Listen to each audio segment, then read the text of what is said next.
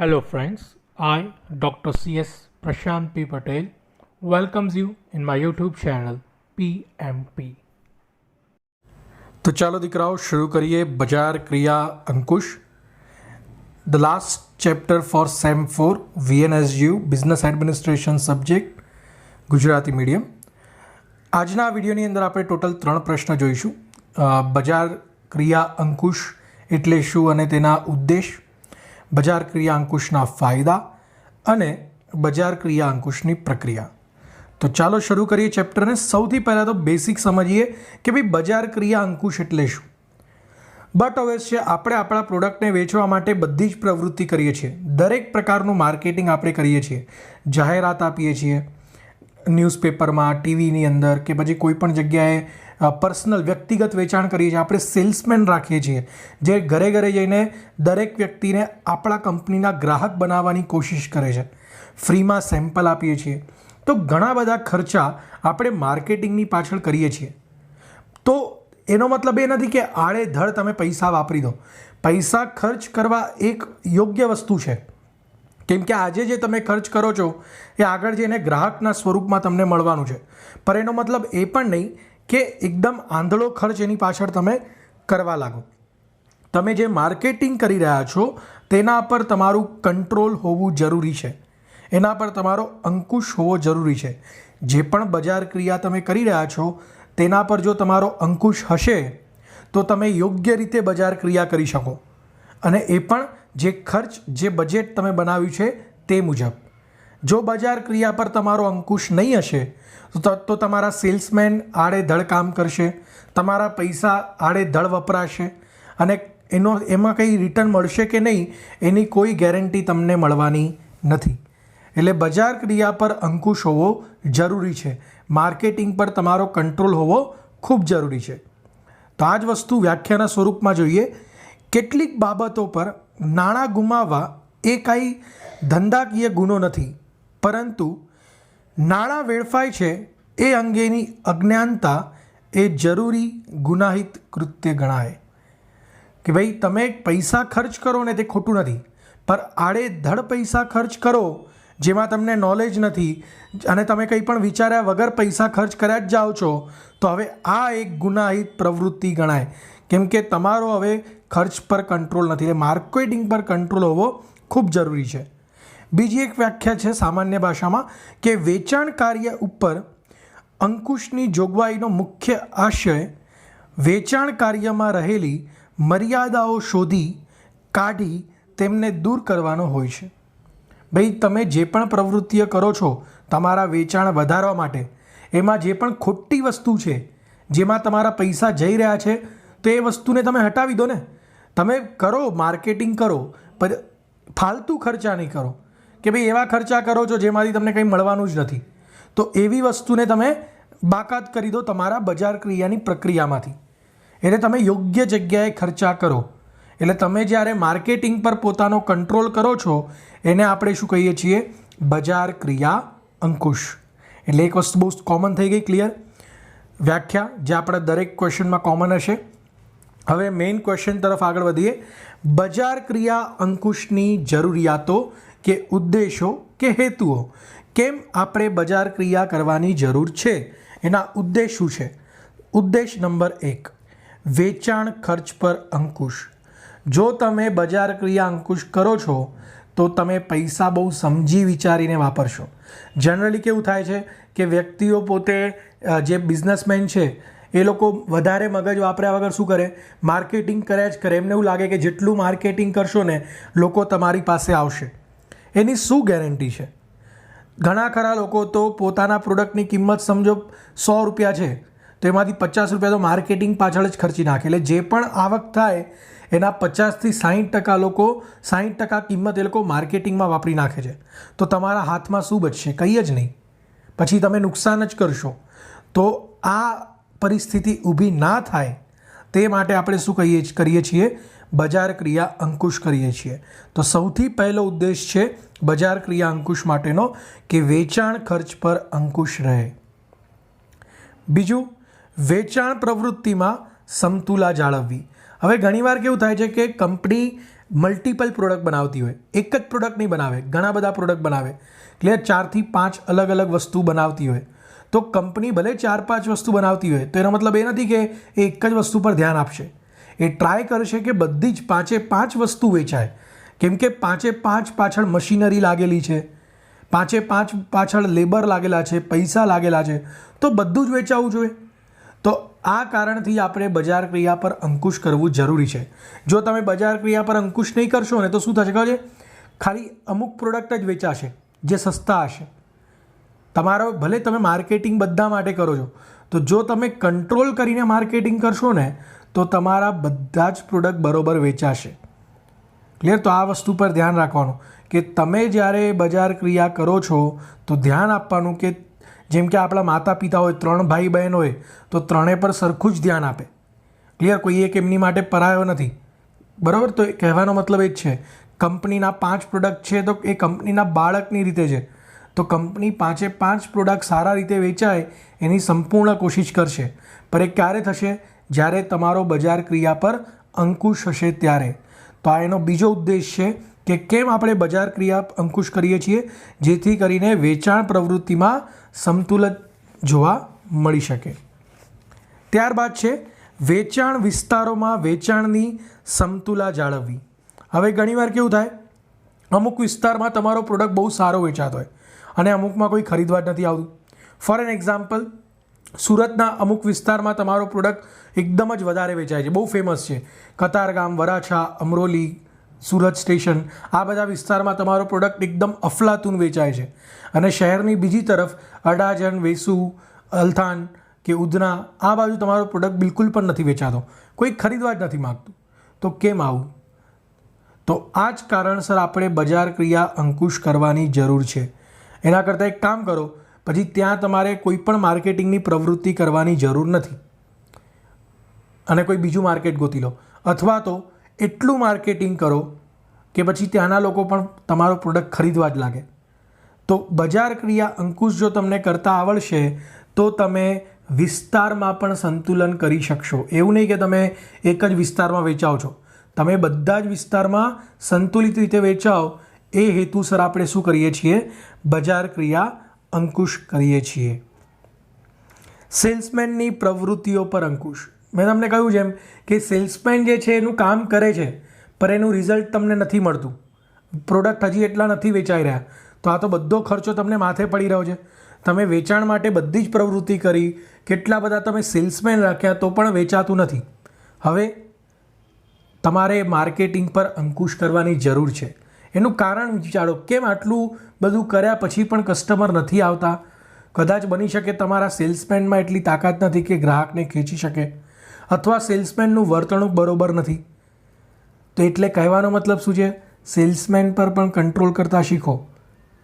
આ એક બજાર ક્રિયા કંટ્રોલ એટલે કે બજાર ક્રિયા અંકુશનો જ એક ભાગ છે. તો બજાર ક્રિયા અંકુશ આપણે કેમ કરીએ છીએ? જેથી કરીને સેલ્સમેન પર પણ આપણો અંકુશ બનેલો રહે. ત્યારબાદ છે વેચાણ આયોજન અસરકારક બનાવવું. તમે જે પ્લાનિંગ કરી છે વેચાણ માટે એ સક્સેસફુલ થાય એના માટે બજાર ક્રિયા અંકુશ કરવો જરૂરી છે. જો માર્કેટિંગ પર તમારો કંટ્રોલ હશે તો તમે જે પણ પ્લાનિંગ કર્યું છે સેલ્સ માટે, તમે જે પણ ભવિષ્ય જોયું છે કંપનીનું, એ ભવિષ્ય રિયલમાં તમને જોવા મળશે. તો આ વસ્તુ શક્ય બને, તમારું આયોજન સક્સેસફુલ થાય એની માટે બજાર ક્રિયા અંકુશ કરવું જરૂરી છે. તો આ અમુક હેતુઓ છે કે ઉદ્દેશો છે જે તહેત આપણે બજાર ક્રિયા અંકુશ કરીએ છીએ, આપણા માર્કેટિંગ પર આપણે કંટ્રોલ કરીએ છીએ. તો આ તમને શોર્ટ નોટમાં પૂછાઈ શકે દીકરાઓ, 4-5 માર્કની અંદર લાસ્ટ ક્વેશ્ચનમાં, જો તમારી એક્ઝામ ડિસ્ક્રિપ્ટિવ હોય તો. તો સૌથી પહેલાં તો તમારે વ્યાખ્યા લખી નાખવાની કે બજાર ક્રિયા અંકુશ શું છે. ત્યારબાદ બોક્સ બનાવીને આટલા પોઈન્ટ લખી નાખો એટલે તમારું એક પેજ થઈ ગયું. અને એ પત્યા પછી તમારે દરેક પોઈન્ટને 4-4, 5-5 લાઇનમાં એક્સપ્લેન કરી દેવાનો, એટલે તમારો આન્સર 2.5 થી 3 પેજ, 2.5 પેજ જેટલો તો મિનિમમ થઈ જ જશે. તો આ હતો આપણો સૌથી પહેલો પ્રશ્ન, બજાર ક્રિયા અંકુશ. MCQ આના પછી તરત મુકાઈ જશે, જે 2 ચેપ્ટર ચાલ્યા છે બંનેના સાથે. સેકન્ડ ક્વેશ્ચન તરફ આપણે આગળ વધીએ. બજાર ક્રિયા અંકુશના ફાયદા કે મહત્વ કે લાભ. ભાઈ તમે બજાર ક્રિયા અંકુશ કરો છો, માર્કેટિંગ પર તમારો સંપૂર્ણ કંટ્રોલ છે, તો એના ફાયદા શું છે? તમે માર્કેટિંગ પર કંટ્રોલ કરશો તો એના કંઈક તો લાભ થવા જોઈએ, જેમ કે વેચાણ પ્રવૃત્તિ પર તમારો અંકુશ આવશે. જે સેલ્સ પ્રોસેસ થઈ રહી છે, જે કંપની વેચાણ પાછળ જે ખર્ચ કરી રહી છે, કે જે પણ પ્રક્રિયાઓ કરે, ખર્ચ નહીં, જે પણ પ્રવૃત્તિઓ કંપની કરી રહી છે, એ બધી પ્રવૃત્તિ પર શું થશે? એ બધી જ પ્રવૃત્તિ પર કંપનીનો અંકુશ આવશે. ક્લિયર? તો વેચાણ પ્રવૃત્તિ પર અંકુશ લાવવા માટે આપણે કેટલો વેચાણ કરવો છે? ઘણીવાર કેવું થાય, કંપનીનું વેચાણ થતું જ નથી, બહુ ઓછું વેચાણ થતું હોય. તો કેમ? એનું કારણ શું છે? એ ક્યારે જાણવા મળશે? જ્યારે તમે બજાર ક્રિયા અંકુશ કરો છો ત્યારે તમને લાગે છે કે ભાઈ મારું વેચાણ નથી થતું, તો શું કરું? માર્કેટિંગ કરું. ક્લિયર? એવી જગ્યાએ માર્કેટિંગ કેમ કરું? હું છેલ્લા 1 વર્ષથી માર્કેટિંગ કરું છું પણ વેચાણ વધતું જ નથી.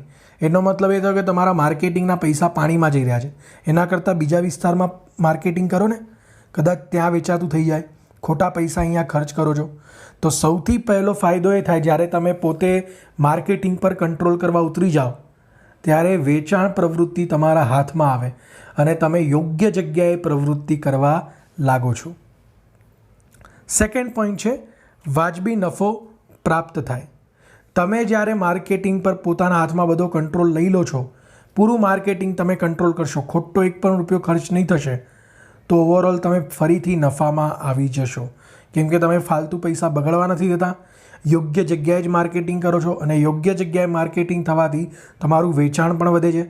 એટલે એક તરફ તમારા ખર્ચા ઓછા થઈ ગયા પ્લસ તમારી આવક પણ વધી ગઈ, એટલે ઓવરઓલ કંપની પ્રોફિટમાં આવી જતી હોય છે. અમુક વિસ્તાર માટે વેચાણ કોટા નક્કી કરી શકાય. ભાઈ બજાર ક્રિયા અંકુશ કરવાનો હજી એક ફાયદો છે કે આપણે કેટલા વિસ્તારમાં કેટલું વેચાણ કરવું જોઈએ તેની માહિતી મળી જાય છે આપણને. તમે એકવાર માર્કેટિંગ કરો આખા શહેરમાં, પછી એ માર્કેટિંગ પછી તમે નોટિસ કરો કે મારા માર્કેટિંગ પછી કયા વિસ્તારમાં મારું વેચાણ વધી ગયું, તો ખબર પડી કે 3-4 વિસ્તાર જે છે તેમાં તમારું વેચાણ ખૂબ વધી ગયું માર્કેટિંગ પછી તરત જ. અને અમુક વિસ્તાર એવા છે જ્યાં હજી પણ સેલ ઠંડુ જ છે માર્કેટિંગ કર્યા પછી પણ. એનો મતલબ શું થાય છે કે તમારે જે જગ્યાએ વધારે વેચાય છે ત્યાં વધારે સ્ટોક રાખવો પડશે. તો આવા નિર્ણય લેવામાં માર્કેટિંગ અંકુશ ફાયદો કરાવે છે. તો માર્કેટિંગ પર જ્યારે તમારો કંટ્રોલ હોય ત્યારે તમે કયા વિસ્તારમાં કેટલો સ્ટોક રાખવો છે તેની પણ ડિસિઝન લઈ શકો છો, નિર્ણય લઈ શકો છો. સેલ્સમેનો પર અંકુશ રાખી શકાય. યસ, આ પણ એક ફાયદો છે. જ્યારે તમે માર્કેટિંગ પર તમારો કંટ્રોલ હોય, અને સેલ્સમેન માર્કેટિંગનો જ એક ભાગ છે, એટલે સેલ્સમેન પર પણ તમારો કંટ્રોલ આવી જતો હોય છે. તમે એને કામ ચીનશો, તને કે તું આ જગ્યાએ જા 100 જણને મળીને આવ, બીજા બજારમાં જા 150 જણને મળીને આવ, તારે જવાનું જ છે, બેસવાનું નથી, તને પગાર મળે છે ને, તું કામ કર. તો આ બધા કંટ્રોલ તમારા હાથમાં આવી જાય છે અને તમે યોગ્ય રીતે સેલ્સમેનને વાપરી શકો છો. સેલ્સમેનનો ગ્રાહક સાથેનો વર્તાવ વિવેક અને માયાળુ બનાવવા માટે, જ્યારે જો તમે સેલ્સમેનને છૂટો છોડી દો ને તો એ 1-2 વાર સારી રીતે વાત કરે પછી એ પણ છે ને એને કંટાળો આવવા લાગે, એટલે ગ્રાહકને કંઈ ગણતો જ નથી. તો આવું ન થવું જોઈએ. તમને નથી ખબર, તમે તો કંપનીમાં અંદર બેઠા છો, તમારો સેલ્સમેન બહાર શું કરી રહ્યો છે એ તમને ખબર જ નથી. તો આ તમને ખબર હોવી જોઈએ. તમે તમારા હાથમાં કંટ્રોલ લઈ લો બધો માર્કેટિંગનો, જેથી કરીને સેલ્સમેનનો વર્તાવ ગ્રાહક પ્રત્યે પ્રોપર થઈ જાય, વિવેક અને માયાળુ થઈ જાય. લાસ્ટ, વિતરણ માર્ગ યોગ્ય પસંદગી. ભાઈ તમે જ્યારે માર્કેટિંગ તમારા હાથમાં લઈ લો છો, પૂરું control, day to day update લો છો કે ભાઈ આજે આટલી જાહેરાત કરી તો કેટલું વેચાણ થયું, આ મહિનાની જાહેરાતના હિસાબે કેટલું વેચાણ થયું. જ્યારે તમે સંપૂર્ણ રીતે કન્ટિન્યુઅસલી માર્કેટિંગ પર ચેકિંગ રાખો છો, એટલે કે ચેકિંગ એટલે કે કંટ્રોલ, એટલે તમે સંપૂર્ણ રીતે નજર રાખીને બેઠા છો માર્કેટિંગની બધી જ પ્રવૃત્તિ પર, તો તમને આઈડિયા આવી જશે કે ભાઈ મારે કયા માર્ગ થકી મારો પ્રોડક્ટ વેચવો જોઈએ. ઓનલાઈન વેચવો જોઈએ, અથવા તો જેટલા વચોટિયા છે એમાંથી અડધા વચોટિયા કાઢીને 2-3 વચોટિયા જો હોય તો વધારે સારું. જેટલી નાની ચેન હશે એટલું બધાનું કમિશન ઓછું થઈ જશે અને એટલો જ સસ્તો પ્રોડક્ટ ગ્રાહક સુધી પહોંચશે, તો કદાચ મારું વેચાણ વધી જાય. તો વિતરણ માર્ગ નક્કી કરવામાં પણ તમને મદદ કરાવી શકે છે બજાર ક્રિયા અંકુશ. તો જ્યારે તમે બજાર ક્રિયા અંકુશ કરો છો તો આ બધા બેસિક ફાયદા તમને જોવા મળતા હોય છે. અગેન એક 7 માર્કનો લોંગ ક્વેશ્ચન છે, તમને પૂછાશે એક્ઝામમાં, ડિસ્ક્રિપ્ટિવ એક્ઝામ હોય તો આન્સર લખવાની પેટર્ન સેમ જ હશે. સૌથી પહેલાં તમે બજાર ક્રિયા અંકુશની વ્યાખ્યા લખી દો, ત્યારબાદ બોક્સ બનાવીને તમે એના પોઈન્ટ લખી નાખો એટલે એક પેજ તમારું થઈ જશે. દરેક પોઈન્ટને તમે 4-4, 5-5 લાઇનમાં એક્સપ્લેન કરો એટલે તમારો આન્સર આરામથી 3 પેજ, 3.5 પેજ જેટલો થઈ જશે. તો આ હતો આપણો સેકન્ડ ક્વેશ્ચન. સૌથી પહેલાં આપણે જોયું બજાર ક્રિયા અંકુશના હેતુઓ કે ઉદ્દેશો, અને ત્યારબાદ આપણે સેકન્ડ ક્વેશ્ચન જોયો એના ફાયદા. હવે લાસ્ટ ક્વેશ્ચન તરફ આપણે આગળ વધીએ. ધ લોંગ ક્વેશ્ચન 7 માર્કમાં આવી શકે. બજાર ક્રિયા અંકુશની પ્રક્રિયા. ભાઈ પ્રોસેસ શું છે? તમે માર્કેટિંગની બધી જ વસ્તુ તમારા હાથમાં રાખવા માગો છો, જેથી કરીને કોઈ પણ ખોટો ખર્ચ ના થાય, સેલ્સમેન પણ બધા તમારા કંટ્રોલમાં રહે, જાહેરાત પણ તમારા કંટ્રોલમાં રહે. ઇન શોર્ટ બધી જ પ્રવૃત્તિ તમારા કંટ્રોલમાં રહે, જેથી કરીને ગ્રાહક એટ્રેક્ટ થાય આપણી તરફ. તો એની પ્રક્રિયા શું છે? તમે કેવી રીતે અંકુશ કરી શકો? તો સૌથી પહેલો સ્ટેપ છે તમારે સ્ટાન્ડર્ડ બનાવી દેવાના. દરેક વસ્તુના ધોરણની સ્થાપના કરવાની. જેમ કે વેચાણ જથ્થા અંગેનું ધોરણ, વેચાણ ખર્ચનું ધોરણ, બજારના હિસ્સાનું ધોરણ. તમે સ્ટાન્ડર્ડ બનાવી દો. જેમ કે તમારા 50 કર્મચારી છે તો એને કહી દો કે 50 કર્મચારીને 50 વિસ્તાર આપી દો. 50 બજાર તમારું શહેર છે એને 50 ભાગમાં વેચી દો નકશામાં, અને દરેકને એક વિસ્તાર આપી દો કે તું આ વિસ્તારમાં જા, તું આ વિસ્તારમાં જા, તારે આટલા લોકોને તો મળવાનું જ. ઓછામાં ઓછા દરેક વ્યક્તિએ 1000 લોકોને મળીને આવવાનું, ઓછામાં ઓછા. આ તમે શું કર્યું? બજારનો હિસ્સો આપી દીધો દરેક સેલ્સમેનને. અથવા પછી બીજું ખર્ચનું પણ ધોરણ બનાવી દો કે આનાથી વધારે 1 રૂપિયો નહીં ખર્ચ કરવાનો. દરેકને તમે 2,000 રૂપિયા આપી દો કે ભાઈ 2000થી 1 રૂપિયો પણ વધારે ખર્ચ થવો જોઈએ નહીં. વેચાણ જથ્થા અંગેનું ધોરણ બનાવી દેવાનું કે ભાઈ જે પણ સ્ટોક છે તમારો, ક્લિયર, જથ્થો એ જળવાઈ રહેલો છે, એનું પણ તમારે એક અગત્ય સ્ટાન્ડર્ડ બનાવી દેવાનું. જેમ કે બજેટ બનાવી દો કે આટલું તો તમારે વેચવાનું જ છે, કંઈ પણ થાય, વિસ્તાર દીઠ આટલું તો વેચાવું જ જોઈએ.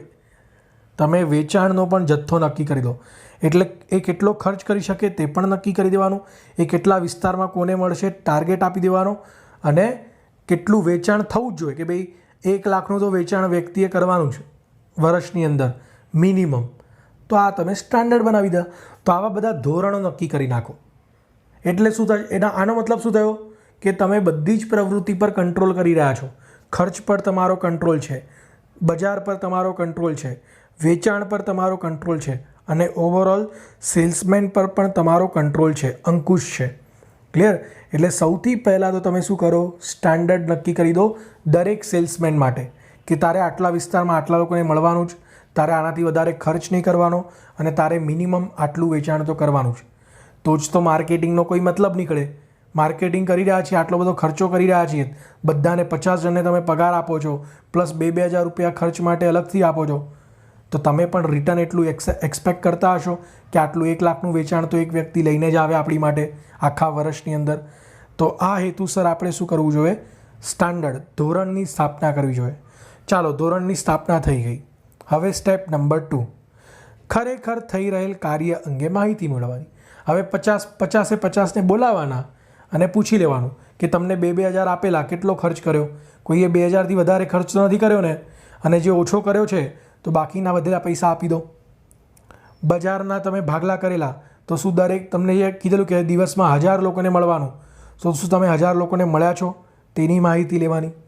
તમને 1 લાખનું ટાર્ગેટ આપેલો હતો વેચાણનું, શું તમે 1 લાખનો ટાર્ગેટ કર્યો છે અચીવ? તો તમે ધોરણ તો તમે બનાવી દીધા, હવે હકીકતમાં એ લોકોએ શું એ ધોરણ મુજબ કામ કર્યું છે કે નહીં તે માહિતી ભેગી કરવાની. હવે માહિતી તમે 3 રીતે ભેગી કરી શકો. એક તો અંગત નિરીક્ષણ, તમે પર્સનલી જઈને જુઓ, દરેક સેલ્સમેન પાછળ તમારે જવાનું કે શું કરી રહ્યો છે, કેટલું કરી રહ્યો છે, એની સાથે જ રહેવાનું તમારે. હવે 50 સાથે જવા માટે તમારે બીજા 50 રાખવા પડશે જેના ઉપર નજર રાખતા હોય. તો તમે અંગત નિરીક્ષણ કરી શકો. અથવા તો ચાલો તમે અંગત નિરીક્ષણ નથી કરતા, એ બહુ ખરાબ લાગે, સેલ્સમેનને પણ ઓકવર્ડ લાગે કે એટલો પણ ભરોસો નથી મારી પાછળ આવે છે. એટલે અંગત નિરીક્ષણ કરતાં તમે શું કરો? મૌખિક અહેવાલ લઈ લો, એને ડાયરેક્ટલી ફોન પર પૂછી લો ટાર્ગેટ અચીવ થયો. અને જો તમારે મૌખિક નથી લેવું તો લેખિત લઈ લો કે ભાઈ ટાર્ગેટ કેટલો અચીવ થયો લખીને આપ, કેટલું બાકી છે, કેટલો અચીવ થયો. તો આવી રીતે તમે માહિતી એકત્ર કરી લો. સૌથી પહેલાં તમે ધોરણ નક્કી કર્યા, હવે ધોરણ મુજબ કામ થઈ રહ્યું છે કે નહીં તે તમે ચેક કરો છો. અને છેલ્લે હવે તમારે ડેટા આવી ગયો તમારી પાસે, હવે કમ્પેર કરો કે ભાઈ જે તમે ધોરણ નક્કી કરેલા અને ખરેખર જે રિઝલ્ટ આવ્યું છે એમાં કેટલો અંતર રહી ગયો. ખરેખર થઈ રહેલ કાર્યને નિશ્ચિત ધોરણો સાથે સરખાવવું કે ભાઈ એક જેમ કે 50 સેલ્સમેન છે તો પહેલાં સેલ્સમેનનો પરફોર્મન્સ કેવું હતું, એનું ધોરણના મુજબ એને કામ કર્યું છે કે નહીં, કે પછી ખરાબ કામ થયું છે. દરેક સેલ્સમેનની સરખામણી કરવાની. અને જે બેકાર હોય સારું કર્યું છે તો બહુ સરસ. તો હવે છેલ્લા સ્ટેપ પર આવવાનું, સુરક્ષા લક્ષી પગલાં લેવાના. જે સેલ્સમેને બરોબર ધોરણ મુજબ કામ કર્યું છે તો વેલ એન્ડ ગુડ, એટલે એ આપણા અંકુશમાં છે. જેને બરોબર કામ નથી કર્યું તો હવે એના માટે પગલાં લેવાના, અથવા તો એને તાલીમ આપો. કેમ કે કદાચ તાલીમ બરોબર નથી લીધી એટલે જ નુકસાન કરીને આવ્યો છે, તો તાલીમ આપો કે કેવી રીતે ટાર્ગેટ અચીવ કરવા જોઈએ. પૈસા 2000 આપ્યા છે તો એનો મતલબ એની 2000 ખર્ચી જ નાખવાના, બચાવીને પાછા લાવો તો એ કંપની માટે જ ફાયદો છે. તો આવી બધી વસ્તુ એને શીખવાડો. સુરક્ષાલક્ષી પગલાં લેવાના, જેથી કરીને બીજી વાર જ્યારે એને ટાર્ગેટ મળે ત્યારે એ પણ ટાર્ગેટ અચીવ કરી શકે. તો જો તમે આટલી પ્રક્રિયા કરશો એનો મતલબ એ થયો કે તમે બજાર ક્રિયા પર અંકુશ કરી રહ્યા છો. તમને ખબર છે ક્યાં કેટલો ખર્ચ કરવો જોઈએ. તો અગેન આ 7 માર્કના લોંગ ક્વેશ્ચનમાં તમને પૂછાઈ શકે. સૌથી પહેલાં તો તમારે વ્યાખ્યા લખી દેવાની, બજાર ક્રિયા અંકુશ એટલે શું. ત્યારબાદ બોક્સ બનાવીને તમારે 4 પોઈન્ટ લખી નાખવાના. પહેલાં 2 પોઈન્ટની અંદર સબ પોઈન્ટ પણ છે તો એ પણ તમારે લખી દેવાના બોક્સની અંદર, એટલે તમારો 1 પેજ થઈ જશે. પછી 4 જે મેઇન પોઈન્ટ છે એને તમારે 6 7 લાઇનમાં એક્સપ્લેન કરી દેવાના, એટલે તમારો આન્સર 2.5 થી 3 પેજ જેવો થઈ જશે. અને MCQ માટે આ ખૂબ ઇમ્પોર્ટન્ટ ક્વેશ્ચન છે. આમાંથી પ્રક્રિયામાંથી તમને MCQ પૂછી શકે છે. ચાલો, તો આપણે અત્યાર સુધી 3 ક્વેશ્ચન જોયા. સૌથી પહેલાં બજાર ક્રિયા અંકુશ જે છે એનો ઉદ્દેશ શું છે, એના ફાયદાઓ શું છે અને એની પ્રક્રિયા શું છે. 3 લોંગ ક્વેશ્ચન જોયા. હવે લાસ્ટ એક 2 માર્કનો પ્રશ્ન જોઈ લઈએ. 2 માર્ક્સની અંદર તમને પૂછી શકે બજાર ક્રિયા ઓડિટ એટલે શું. MCQ માટે પણ ઇમ્પોર્ટન્ટ છે કે ભાઈ તમે જે વસ્તુ કરી રહ્યા છો, બજાર ખર્ચો કરી રહ્યા છો માર્કેટિંગ પાછળ, એ ખર્ચો યોગ્ય રીતે તો થઈ રહ્યો છે ને, એની ચકાસણી કરવી એટલે બજાર ક્રિયા ઓડિટ. માર્કેટિંગનું તમે ઓડિટ કરી રહ્યા છો કે તમે ખર્ચો કર્યો છે તે યોગ્ય જગ્યાએ કર્યો છે કે નહીં, કે પછી જે ખર્ચો કર્યો છે તેમાંથી તમને કંઈ ફાયદો થયો છે કે નહીં, આ બધું તમે ચેક કરો તો એને કહેવાય બજાર ક્રિયા ઓડિટ. બજાર ક્રિયા પર અંકુશ રાખવા સંપૂર્ણ બજાર ક્રિયાની વ્યૂહરચના પર અંકુશ રાખવો જોઈએ અને તેનું મૂલ્યાંકન થવું જોઈએ. તેના છૂટા ભાગો પર અંકુશ રાખવાને બદલે સમગ્ર બજાર ક્રિયાનું મૂલ્યાંકન કરવાની પદ્ધતિને બજાર ક્રિયા ઓડિટનું નામ પણ આપવામાં આવ્યું છે. તમે એક ભાગની ચકાસણી કરો ને એના કરતાં જે આખી માર્કેટિંગની પ્રોસેસ છે એના પર સંપૂર્ણ ચકાસણી કરો એટલે શું થાય, બજાર ક્રિયા ઓડિટ.